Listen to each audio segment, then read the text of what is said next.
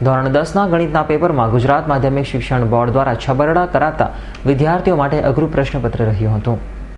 ધોરણ 10ના ગણિતના પેપરમાં ગુજરાત માધ્યમિક શિક્ષણ બોર્ડનો છબરડો બહાર આવ્યો હતો, જેમાં 12 નંબરના પ્રશ્નપત્રમાં MCQ પ્રકારના 15મા પ્રશ્નના જે 4 વિકલ્પ આપવામાં આવ્યા હતા તે તમામ વિકલ્પ ખોટા હતા, જેથી વિદ્યાર્થીઓને 1 માર્ક્સનું નુકસાન થાય તેવી સ્થિતિ સર્જાઈ છે।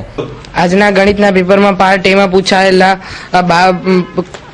OMR ક્વેશ્ચન નંબર 12 પેપર સેટમાં 15મા વિકલ્પમાં જવાબ જ ન મળતા અમને એ વિકલ્પ ગણવામાં બહુ જ મુશ્કેલી પડી હતી અને તેના કારણે તે વિકલ્પની સોલ્યુશનમાં બહુ ટાઈમ ખર્ચાતા અમારે પાછળના વિકલ્પો પણ રહી ગયા હોવાથી તેમાં 20-30 માર્ક્સનું નુકસાન ગયું છે અને પાર્ટ બીમાં પણ તેટલું જ રીતે કક્ષાની બહારના દાખલા પૂછવામાં આવતા પાછળના જે હલકા દાખલા હતા તેમાં પણ ગૂંચવણને કારણે વિદ્યાર્થીઓને અમને બધાને 20-30 માર્ક્સનું નુકસાન ગયું છે। તેથી આ ગણિત કક્ષા બહારનું બહુ જ ખરાબ જેવું હતું।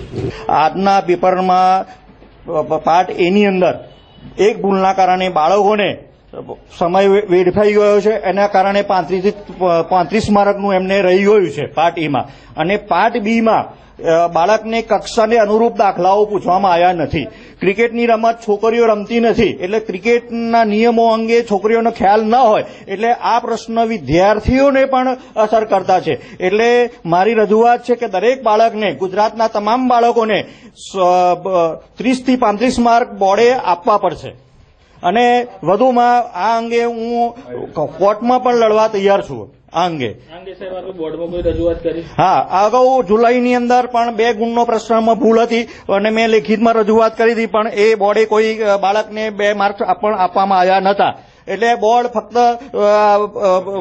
પલ્સન જ આપી દે, આ કરીશું અમે, પણ કયું કરી શકતા નથી। અને ગામડાના 80% ગામડાઓને અસર કરતા પેપર છે અને 20% શહેરોને જ આ અનુલક્ષીને પેપર કાઢવામાં આવ્યું છે। એટલે 80% ગામડાના બાળકોને અન્યાય થાય છે, તો એ અન્યાય દૂર કરવા માટે આ મારી લડત હું લડતો રહીશ। જ્યારે આ પ્રશ્નના જવાબ અંગે ગોથે ચડેલા વિદ્યાર્થીઓનો સમય બગડતા કેટલાક પ્રશ્નોના જવાબ લખવાના રહી જતા વિદ્યાર્થીઓને માર્ક્સમાં નુકસાન થવાની શક્યતાના પગલે વાલીઓમાં બોર્ડ સામે રોષ પેદા થયો છે। Bureau report, S9 news, Aravalli.